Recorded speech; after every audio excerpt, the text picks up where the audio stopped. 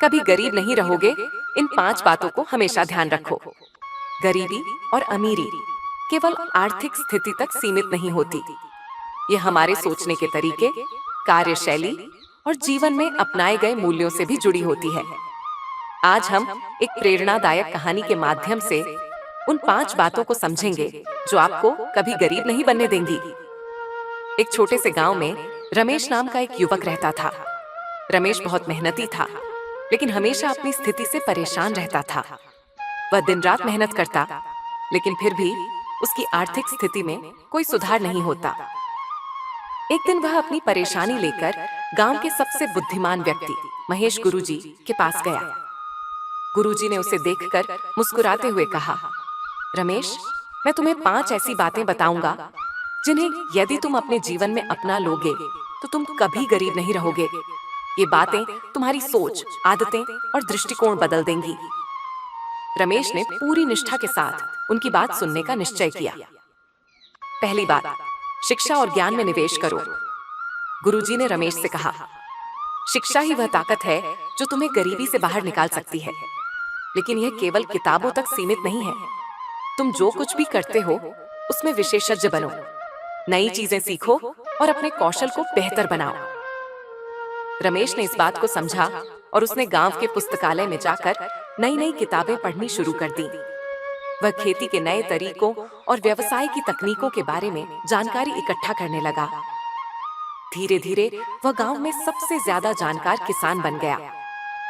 उसने अपने ज्ञान को केवल खेती तक सीमित नहीं रखा, बल्कि पशुपालन, मिट्टी परीक्षण और जल प्रबंधन के बारे में भी सीखा। एक दिन रमेश ने देखा कि उसकी फसलें बेहतर हो रही थीं और गांव के अन्य किसान उससे प्रेरणा लेने लगे थे। उसने अपने ज्ञान को साझा करना शुरू किया, जिससे पूरे गांव को फायदा हुआ। दूसरी बात, बचत और निवेश की आदत डालो। गुरुजी ने समझाया, अगर तुम अपनी मेहनत की कमाई का एक हिस्सा बचाकर सही जगह पर निवेश करोगे तो यह तुम्हारे लिए भविष्य में सुरक्षा की दीवार बनेगा। पैसे को बहाने मत दो, उसे अपने लिए काम करने दो। रमेश ने हर महीने अपनी आमदनी का एक छोटा हिस्सा बचाना शुरू किया।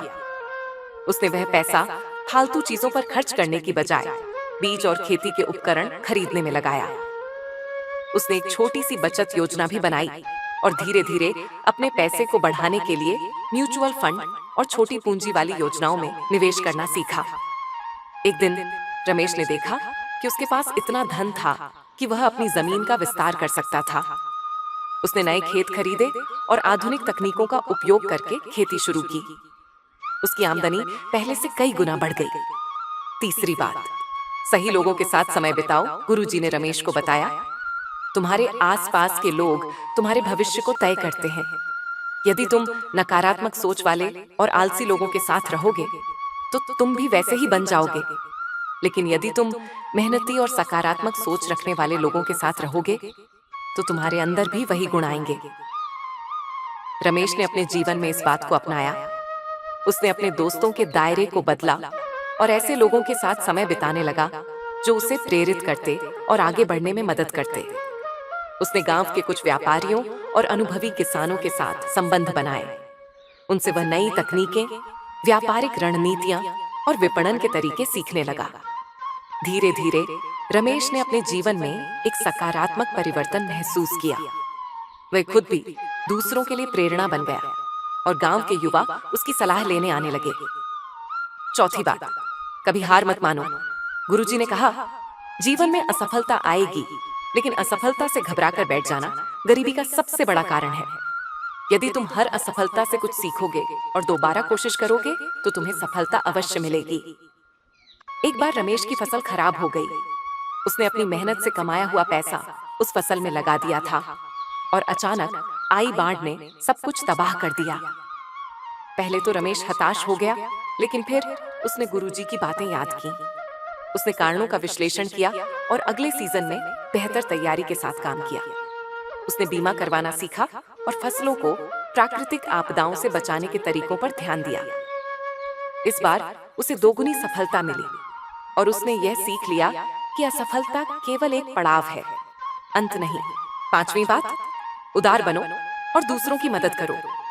अंत में गुरुजी ने कहा, धन का असली मूल्य तब समझ आता है जब तुम इसे दूसरों की भलाई में लगाते हो।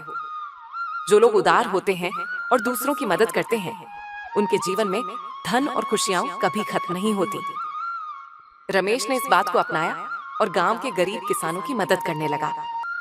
उसने उन्हें नए तरीकों से खेती करने का ज्ञान दिया और उनकी समस्याओं को सुलझाने में मदद की। उसने एक छोटा फंड भी बनाया जिससे जरूरतमंद किसानों को बिना ब्याज के आरण दिया जाता था। उसकी यह उदारता उसे और ज्यादा समृद्ध और सम्मानित बनाने लगी। रमेश ने महसूस किया कि जब वह दूसरों की मदद करता है तो उसे मन की शांति और सच्ची खुशी मिलती है। धीरे धीरे उसके इस प्रयास से पूरा गांव समृद्ध होने लगा। रमेश के गांव से कुछ मील दूर एक और गांव था जहां गोपाल नाम का एक युवक रहता था। गोपाल रमेश के बारे में सुन चुका था और एक दिन वह उससे मिलने गया। गोपाल ने रमेश से पूछा, भाई, मैं भी अपने गांव को समृद्ध करना चाहता हूँ, लेकिन मेरे पास संसाधन कम है, मैं क्या कर सकता हूँ? रमेश ने उसे अपने अनुभव सुनाए और बताया कि शुरुआत छोटे कदमों से की जाती है। उसने गोपाल को सलाह दी, अपने गांव में लोगों को संगठित करो, छोटे छोटे समूह बनाओ और एक दूसरे की मदद करो।